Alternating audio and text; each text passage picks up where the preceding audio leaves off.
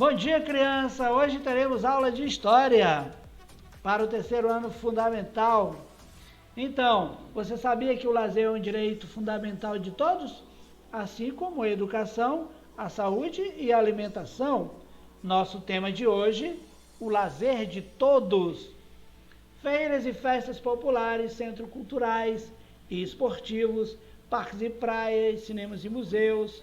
São muitos os exemplos de espaços públicos destinados ao lazer em que é possível conviver com as pessoas e distrair-se, praticar atividades diversas ou apenas descansar.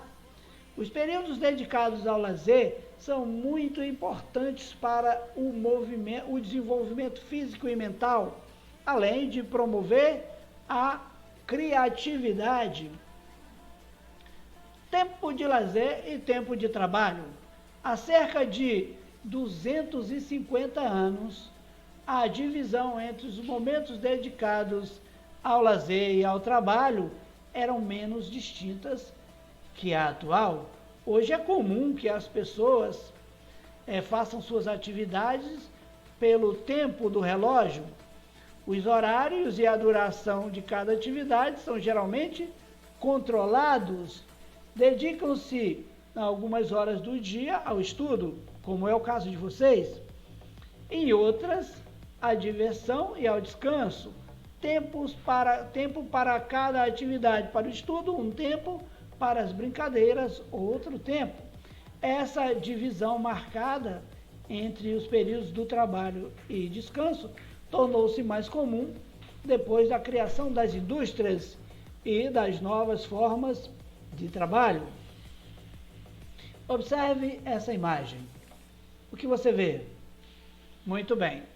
Uma praça, um parquinho, um parque, uma área de lazer, onde as pessoas estão andando de bicicleta, caminhando, conversando, simplesmente observando as árvores, outros vendendo sorvetes, alguns filmando, outros lendo. Então observe e marque um T para cada um que está em atividade de trabalho e marque um L para cada um que está em atividade de lazer. Esse gráfico está na página 22 do livro de história de vocês. Trabalho e lazer no Brasil de outras épocas. Sim, no Brasil, a divisão entre trabalho e lazer já foi bastante complicada, bastante diferente da de hoje. Até cerca de 130 anos atrás, o trabalho de pessoas escravizadas, que constituíam a maior parte da população, elas sustentavam a economia. Portanto, a diversão era quase improvável. No entanto, as formas de lazer, de expressão cultural e de religiosidade dessa parte da população, ou podemos dizer, das pessoas dessa época, eram proibidas e perseguidas. Não nessa ordem, mas eles não podiam, era proibido se divertir. Então eles utilizavam muitas formas de expressão cultural que hoje é conhecida como cultura, mas que era para eles diversão, como cantar, dançar e outras coisas mais. A população era formada também por trabalhadores livres e alforriados que tinham conseguido resgatar a liberdade. Existia ainda uma parcela de pessoas ligadas à administração, ao comércio e à propriedade de terras, que constituía a elite. As formas de lazer, então, dependiam muito da posição social de cada um. Festas, danças e música. O que festas e danças e músicas têm a ver com o lazer? Hoje nós podemos dizer que a musicalidade é uma forma de lazer, que as danças são uma forma de lazer.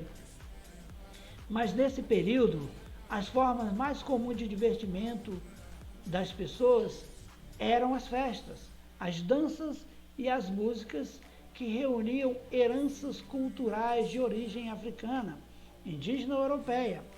Nesse intervalo, o ritmo de trabalho eram produzidas as manifestações culturais, o que hoje, aparentemente, são marcos na história, esses períodos comemorativos, para as pessoas da época, era uma forma de fugir do famoso, do famoso jugo do trabalho. Então, essas manifestações passou a se chamar o jongo. Por exemplo, era uma forma de lazer que as pessoas encontravam e era considerada patrimônio imaterial. O jongo foi criado pelos escravizados que trabalhavam em fazendas de café e de cana-de-açúcar na região do Vale do Paraíba. As pessoas se reuniam em rodas rodas e alguém cantava um ponto, um verso, um ritmo próximo ao da fala, e alguns pontos eram cantados por todos, outros uma espécie de charada que os jongueiros precisavam decifrar e responder. Hoje o jongo é praticado em cidades e comunidades rurais do sudoeste brasileiro. Aqui está uma fotografia de uma festividade no município de Olímpia, no estado de São Paulo. Aí nós podemos observar que agora elas são considerados patrimônios cultural deste país. Muitas formas de expressão cultural que em outros tempos eram simplesmente formas de lazer. Então, já que você compreendeu bem o que significa lazer, tempo de trabalho e diversão, registre em seu caderno suas atividades de lazer preferidas. Depois, classifique-as, se elas são de origem antiga ou se são atuais. Alguns gráficos vão ser mostrados agora que você pode se basear naquilo que você faz ou observar para facilitar a sua análise das suas diversões preferidas. Parquinhos, com escorrega, balanço e outros. Pracinha, onde as pessoas podem passear, andar de bicicletas, parques, na verdade, né? Ou simplesmente sentar para ler um jornal. Outro parque, agora bem mais amplo, com área para corrida, caminhada, bicicleta, ou uma conversa nos bancos da praça. Façam todos uma boa atividade neste dia, todos tenham um dia feliz e aproveitem o dia para se divertirem e para brincarem no horário combinado com o horário do estudo, no horário que não seja, que não atrapalhe o seu estudo. Boa sorte e tenham um bom dia e poste a devolutiva. Beijo do professor José, tenham um bom dia.